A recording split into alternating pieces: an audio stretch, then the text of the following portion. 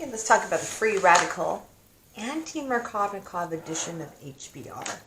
Now, when we do an anti-Markovnikov addition, okay, of a halogen, just be aware that the anti-Markovnikov addition can only work with HBr.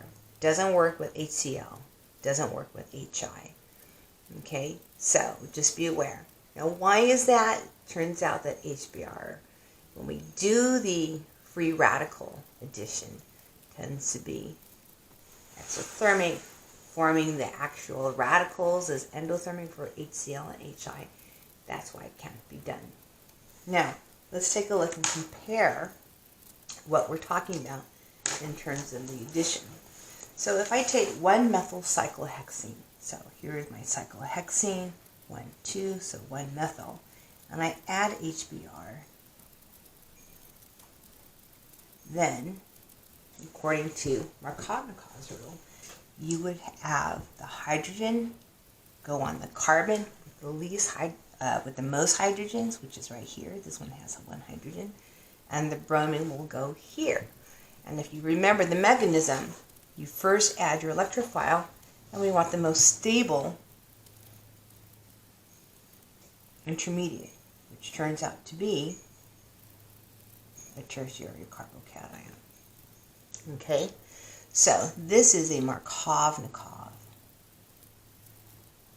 product. So anytime we follow Markovnikov's rule, we call it a Markovnikov product. However, if we look at the anti-Markovnikov addition, what's the difference? This is the same, but now I'm adding a peroxide. This could be a methyl peroxide, it could be hydrogen peroxide. You have a peroxide and heat, and what we get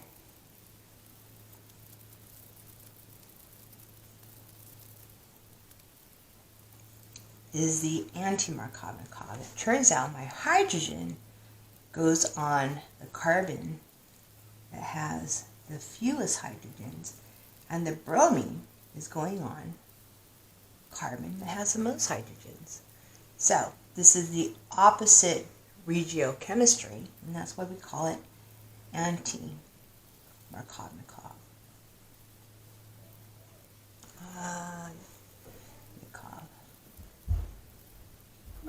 Okay,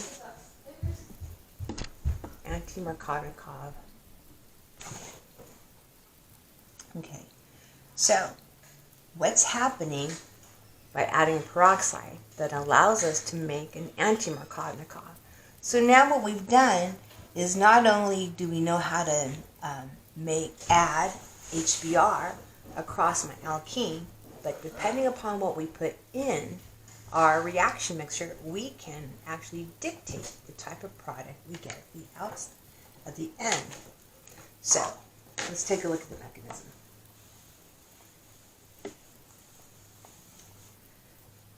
Okay, so let's discuss the mechanism for how the anti-Markovnikov addition, radical addition of HBr works. So the first thing we need to do is form our peroxide and break that bond. So the heat helps us to break the peroxide, and when we do break the peroxide, it's a homolytic cleavage. So what we get are 2 radicals. Okay? And the second part is this radical is going to react with HBr. So we'll just take one of them.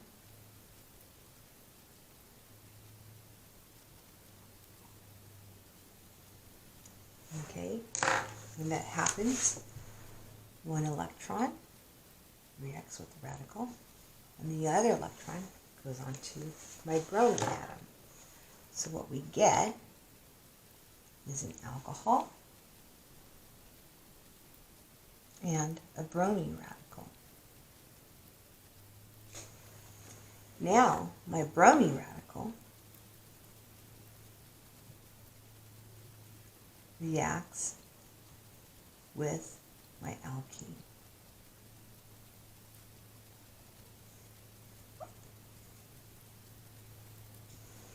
And when it does, there are two ways it can add.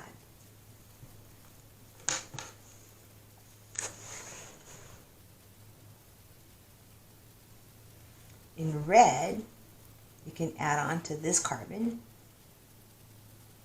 and then one electron goes there. If I did the same thing with green, that would go there, right? Form the bond. But now, if I add it to this one, then the radical goes there. So, let's see what happens. If I form a carbon-bromine bond here, and my other electron goes there, then this is what you get.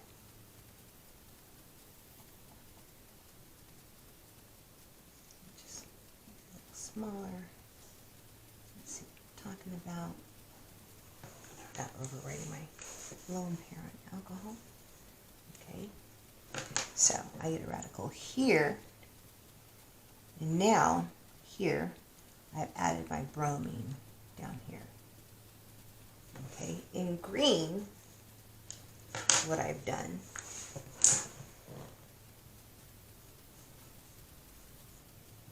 is if I take this electron here, and I form a bond to bromine, so it's here, and I put the other electron there.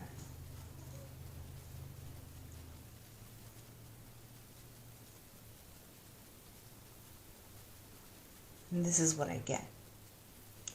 This is a secondary radical. This one is a tertiary radical. Because this is more stable,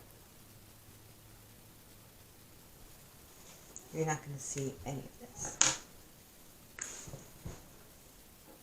Not observed. Okay?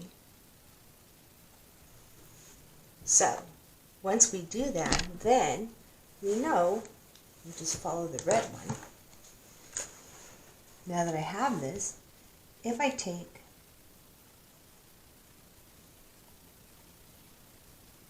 my tertiary radical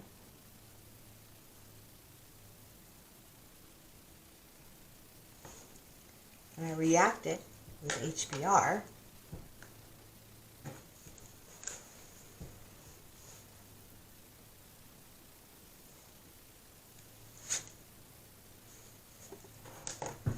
and this is what I get.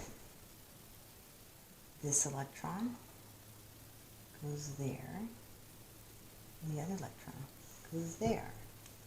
So what I now get, let me erase what's not observed, is my final product.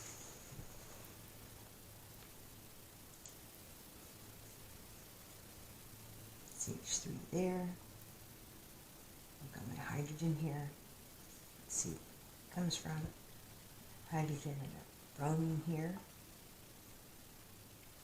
And I reform a bromine radical in order to continue my propagation again. Okay?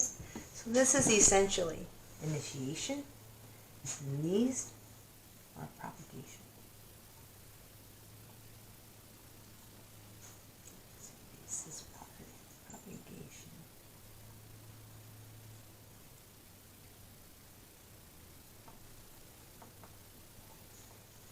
Okay, so this is very reminiscent then of the radical halogenation that we did early on. So, if you look